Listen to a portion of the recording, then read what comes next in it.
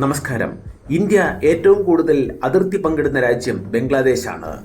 India Bangladesh അതിർത്തിയിൽ ആശങ്കയുളവാക്കുന്ന സംഭവങ്ങളാണ് നടക്കുന്നത്. ഇന്ത്യയുമായുള്ള അതിർത്തിയിൽ ബംഗ്ലാദേശ് ആക്രമണശേഷിയുള്ള മിലിറ്ററി ഡ്രോണുകൾ വിന്യസിച്ചു. തുർക്കിയിൽ നിന്ന് വാങ്ങിയ ബൈറക്തർ ഡ്രോണുകളാണ് ഇന്ത്യക്കെതിരായിട്ട് അവർ ഉപയോഗിക്കുന്നത്.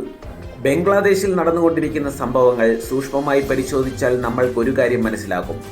അവർക്ക് വേണ്ടത് ഇന്ത്യയുമായി ബന്ധം വഷളാക്കുകയും പാകിസ്ഥാനുമായി ബന്ധം ഊട്ടിയുറപ്പിക്കുകയും ചെയ്യുക എന്നതാണ്.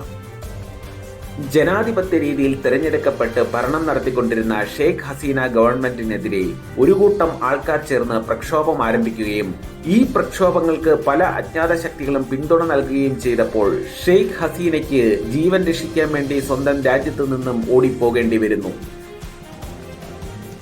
അതുവരെ ചിത്രത്തിലില്ലായിരുന്ന നോബൽ സമ്മാന ജേതാവായ മുഹമ്മദ് യൂനിസ് അവിടേക്ക് വരികയും അഡ്വൈസറായി നിന്നുകൊണ്ട് പുതിയ ഗവൺമെന്റിന് നേതൃത്വം നൽകുകയും ചെയ്യുന്നു. അദ്ദേഹത്തിന്റെ ഗവൺമെന്റിന്റെ പ്രധാന ലക്ഷ്യം രാജ്യത്തിന്റെ വികസനമോ ജനങ്ങളുടെ ക്ഷേമമോ ഒന്നുമല്ല, ഇന്ത്യയുമായിട്ട് ബന്ധം വഷളാക്കുകയും പാകിസ്ഥാനുമായിട്ട് ബന്ധം ഊട്ടിയുറപ്പിക്കുകയും ചെയ്യുക എന്നതാണ്. മുഹമ്മദ് യൂനിസ് അധികാരമേറ്റെടുത്തതോടെ രാജ്യത്തെ ഹിന്ദുക്കൾക്കെതിരെ നടക്കുന്ന ആക്രമണങ്ങൾ 10 മടങ്ങ് വർദ്ധിക്കുകയാണ് ചെയ്തത്. നിയുക്ത അമേരിക്കൻ പ്രസിഡന്റ് ഡൊണാൾഡ് ട്രംപ് മുതൽ ഐക്യരാഷ്ട്രസഭ വരെ ഈ വിഷയത്തെക്കുറിച്ച് പ്രതികരിച്ചെങ്കിലും ബംഗ്ലാദേശിന്റെ ഭരണാധികാരി യൂനിസ് പറയുന്നത് ഇത് ഇന്ത്യൻ മീഡിയയുടെ കെട്ടുകഥകൾ മാത്രമാണെന്നും ഇവിടെ യാതൊന്നും സംഭവിക്കുന്നില്ലെന്നുമാണ്. മുഹമ്മദ് യൂനിസിന്റെ ഈ പ്രസ്താവന കൊണ്ട് തന്നെ നമ്മൾക്ക് കാര്യങ്ങൾ മനസ്സിലാവും. അതായത് അവിടുത്തെ ഗവൺമെന്റിന്റെ അറിവോട് കൂടിയിട്ടാണ് ഇത്തരം സംഭവവികാസങ്ങൾ അവിടെ നടന്നുകൊണ്ടിരിക്കുന്നത്. ബംഗ്ലാദേശിനെ ഇപ്പോൾ നയിക്കുന്നത് ഇന്ത്യ വിരോധം മാത്രം മനസ്സിൽ വെച്ച് പുലർത്തുന്ന ഒരു കൂട്ടം എക്സ്ട്രീമിസ്റ്റുകളാണെന്നതിനുള്ള തെളിവുകളാണ് അവിടെ നിന്നും ഇന്ത്യക്കെതിരെ പുറത്തുവരുന്ന പല പ്രതികരണങ്ങളും.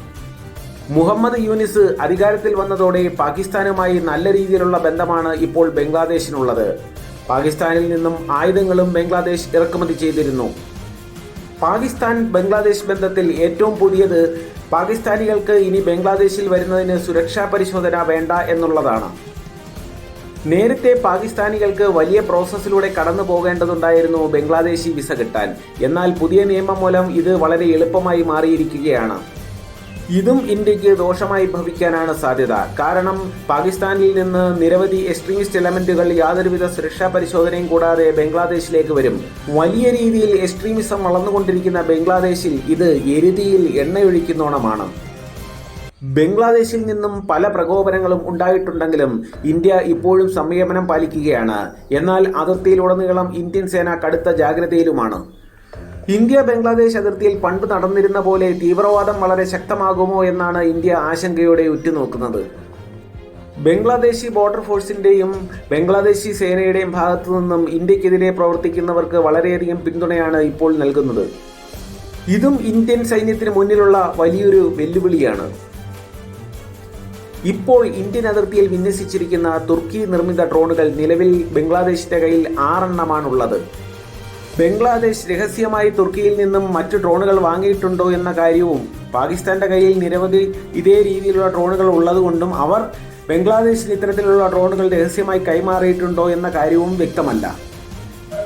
തുർക്കിയുടെ ബൈറക്തർ ഡ്രോണുകൾ അർമേനിയ അസർബൈജാൻ യുദ്ധത്തിലും യുക്രൈൻ റഷ്യ യുദ്ധത്തിലും വളരെയധികം ഉപയോഗിക്കപ്പെട്ടിട്ടുള്ളതാണ്. അർമേനിയയുമായുള്ള യുദ്ധത്തിൽ അസർബൈജാന് മുന്നേറാൻ കഴിഞ്ഞത് ബൈറക്തർ ഡ്രോണുകളുടെ സഹായം കൊണ്ടാണ്. റഷ്യ യുക്രൈൻ യുദ്ധത്തിൽ യുക്രൈൻ കൂടുതലായി ബൈറക്തർ ഡ്രോണുകൾ ഉപയോഗിച്ചിരുന്നു. നിരവധി റഷ്യൻ സൈനികരുടെ ജീവൻ നഷ്ടമായതും ബൈറക്തർ ഡ്രോണുകളുടെ ആക്രമണത്തിലൂടെയാണ്. ഈ 2 യുദ്ധങ്ങളിലും താരതമ്യേന വില കുറഞ്ഞ തുർക്കിയുടെ ബൈറക്തർ ഡ്രോണുകൾ വളരെയധികം സക്സസ് ആയിരുന്നു. അതുകൊണ്ട് തന്നെ ഈ ഡ്രോണുകൾക്ക് ഇപ്പോൾ വളരെയധികം ആവശ്യക്കാരാണ് ഉള്ളത്. നമ്മുടെ ധീരന്മാരായ സൈനികരുടെ ജീവൻ ബലി കൊടുത്താണ് നമ്മൾ ബംഗ്ലാദേശ് എന്ന രാജ്യം സൃഷ്ടിച്ചത്.